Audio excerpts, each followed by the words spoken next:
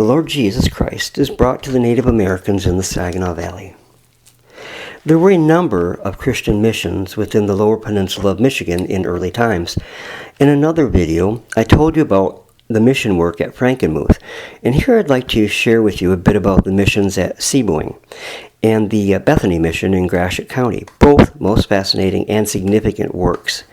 The Reverend John Auck, who resided at Ann Arbor, arrived at what is now Seaboing on June 16, 1845. He was only 28 years old when commissioned as the Lutheran missionary for the Indians of that area. By 1845, a small building was furnished which served as a chapel, school, and residence. Some of the area's first white settlers also attended services there. There were about a dozen Native American children attending school there. They were taught to read and write, but more importantly, they were taught about Jesus from the standpoint of the Lutheran faith. The area chief, Nak Kishikomi, was somewhat untrusting of the mission activities. You see, he had not forgotten the 1819 Saginaw Treaty, in which the natives had pretty much been robbed of their birthright by the white father in Washington, who was so concerned about them. Due to that, the chief did not want for his people to become Christians, but raised no objection to the children learning to read or write. Missionary Reverend John Auck also visited natives at Penibog, Quanakasi, Wajamega, and the area where Cass City is located, and conversed with them through the help of an interpreter. During this time, the Indians dwelled in bark-covered wigwams. As was often the case when white settlers moved into an area, the Indians retreated into the forests, and soon the missionaries were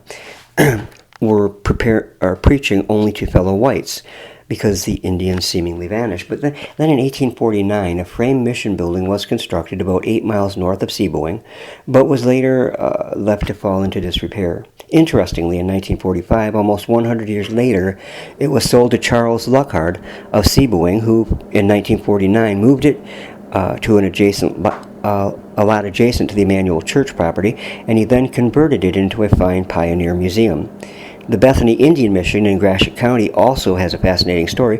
While the immigrants in Frankenmuth were clearing land, building homes, and in general improving the community, their leader, missionary Frederick Kramer, was busy making contact at Indian villages at points as far distant as Colquhoun River in what is now, of course, Bay County, and the Pine River in Gratiot County, where an Indian preaching station was established a mile north of St. Louis.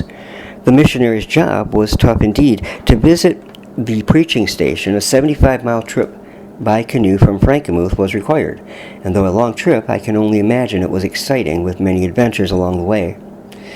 The time this took interfered with Pastor Kramer's duties at Frankenmuth, so a call was directed to the church in Germany for an assistant, and that request was answered with the arrival of a young man, Edward Bayerlein, who arrived at Frankenmuth and soon after became the resident missionary for the Bethany area. The Indians provided a bark-covered wigwam for him, and with what they had available, it was the best that they could do, and in the spirit they provided with. It definitely had limitations, though. For example, when it rained, water came in through the smoke hole in the roof, and if the missionary had a fire going, the wigwam soon filled with smoke. Bayerlein once related that dogs got into his wigwam and ate his entire stock of tallow candles. Come fall, men from Frankenmuth built a log building for him. There were 2 rooms. In one room was a fireplace, which the Indians marveled at. They were astounded that you could actually have a fire inside a room without filling it with smoke. He related that the Indian men got down on their knees to look up through the chimney. The missionary wanted to encourage the Indians to better themselves, so he supplied glass and nails to any that would build a cabin for their family to live in. And in the maple sugar season and on sturgeon runs in the spring of the year, when the Indians took a great number of the fish with spears, they smoked a lot of fish for future use. In 1852, Bayerlein left Bethany and went to India, where he worked the rest of his active life. Bayerlein was succeeded by Reverend E.G.H. Messler, another young man from Germany, and he remained 7 years and married a Frankenmuth girl who died and was buried in the church graveyard. This mission was very successful until the government set aside several townships of land for the Indians in Isabella County, and they moved to this reserve and the mission was closed. Well, I hope you enjoyed this brief look at some of the missionary work in early Saginaw, Gratiot Bay counties. Please like and subscribe, and thanks for stopping by. God bless, and have a great night.